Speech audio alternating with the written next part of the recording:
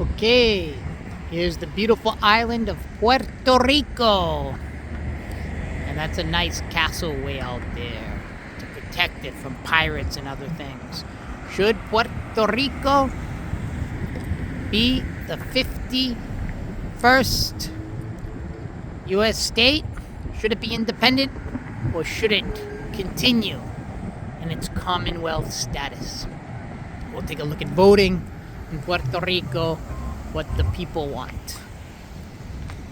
But you decide which one would you prefer or which one is just. A state, independence, or keep it as a Commonwealth?